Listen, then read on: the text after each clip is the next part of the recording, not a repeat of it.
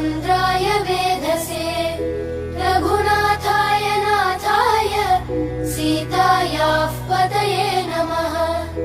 श्रीराम राम रघुनन्दन राम राम श्रीराम राम भरताग्रज राम राम श्रीराम राम रणकर्कश राम राम श्रीराम राम शरणं भव राम राम।